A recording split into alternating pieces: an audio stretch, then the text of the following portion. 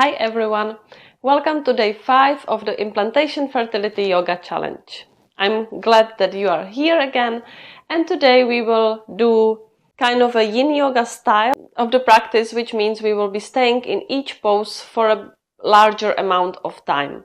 We will stretch deeply into the hips today to really release the whole area, making sure that there are no obstacles for the embryo to implant and to support a healthy uterine lining. For this practice, if you have a block at hand, it might come in handy. If you don't, that's also fine, or you can grab a pillow, some cushion, that will also work just fine.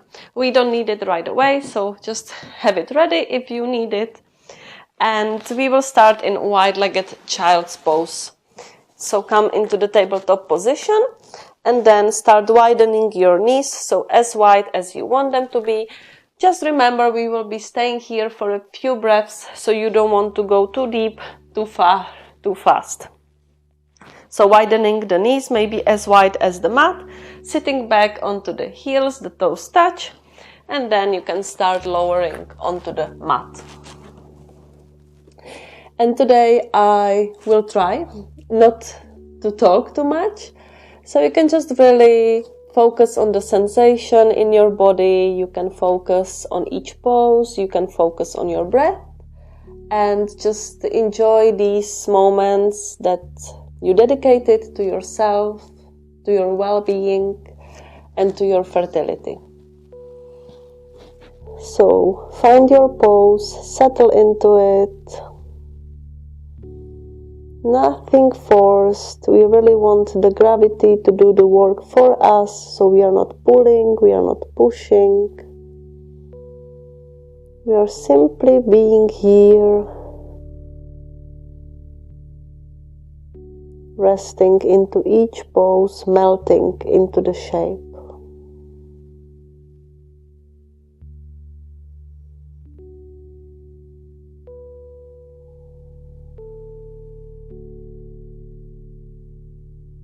And you will see that with time, your body naturally melts into it and it can relax more without us forcing it into anything.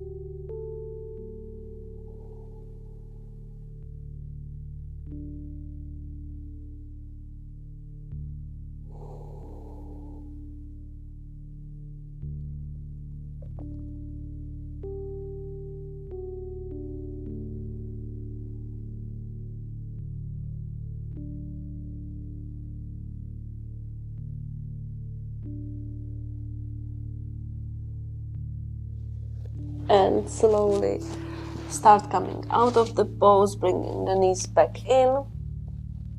And next we will come into Pigeon Pose, so really intense hip opener.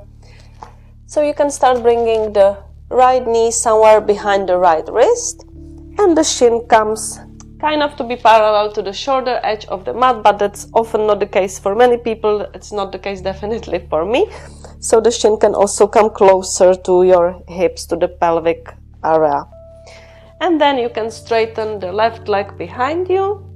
Make sure that your hips are even, so you are not leaning on one side more than the other. And this is exactly where the block or another prop that you have chosen come in handy, because maybe lowering directly onto the ground is too much and it's too intense. Then the block can come in between your chest and the ground, so you are a little bit higher up. You can also put the block underneath the arms to stay even higher. And if all of it still feels too intense, you can also just stay higher up, supporting yourself with the arms, with the hands. So this is your pose, this is your sensation, this is your body. So don't try to force it into anything, really. Less is definitely more in yin yoga. We don't want it to be painful, we don't want it to be unbearable, uncomfortable. I still want you to enjoy the pose even though it is really intense. So take a moment to adjust, to choose the variation that works for you. And maybe you find out during the pose that, okay, this is too much anyways, and you can always ease out. So take your time, and once you settle, you can close your eyes. Notice the sensation mainly in the right hip. Releasing this area, releasing any tension held there.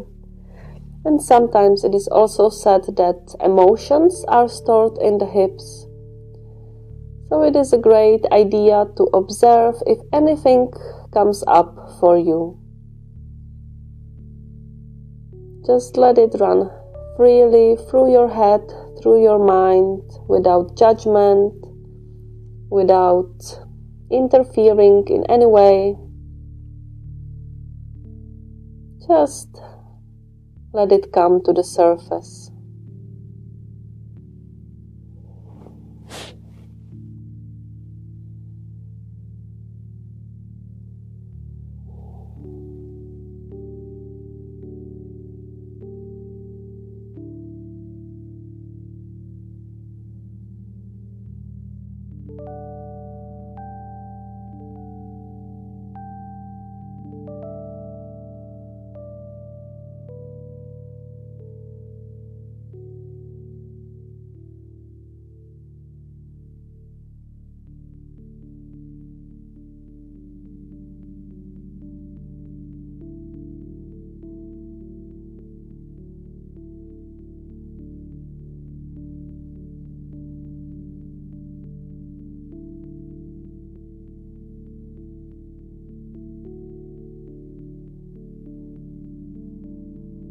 Use your arms for support when coming out of the pose.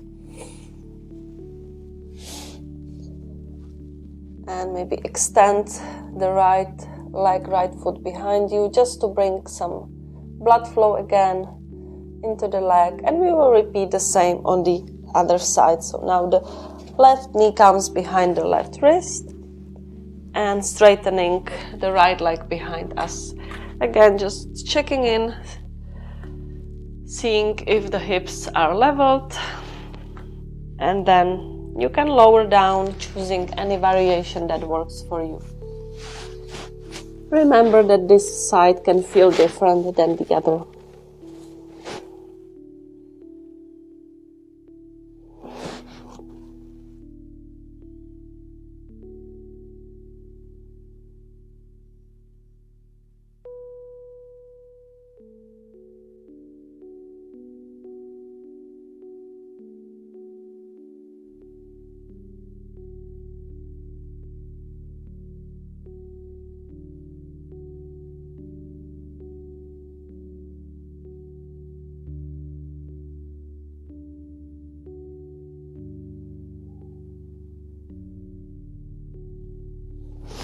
Start coming out of the pose.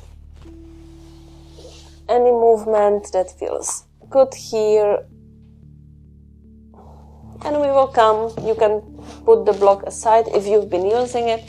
And we will come into our last pose. I will just come to be facing you, to Malasana, our yogi squat. So you can come into the pose. So we are having a wider stand, a little bit wider than the hips. The heels are in, the toes are out. If this is like too much, you can definitely keep the heels off the mat, and you can also use your arms for balance if you feel or you are fearing you might fall down. So choose again what works for you, and if you are not using the hands for support, you can also bring the hands to touch in front of the heart and use the elbows to open the knees a little bit wider.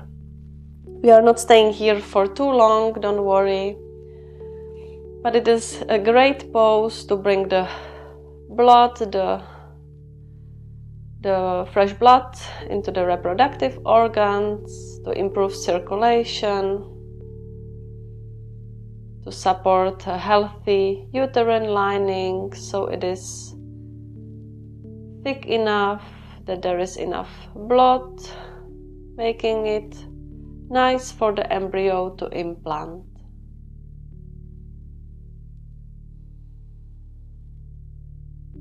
We are opening the inner thighs, the hips, which is also great for pregnancy. So once you get pregnant, that's definitely a good pose to do regularly as part of the birth prep.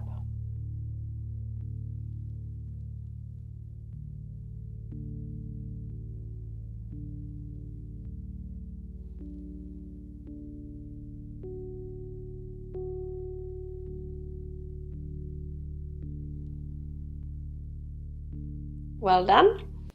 And you can keep your eyes closed. Just come to take a seat, still with the hands in front of the heart, so we can finish this practice together. And we will be chanting Om one time. So inhale to chant. Om.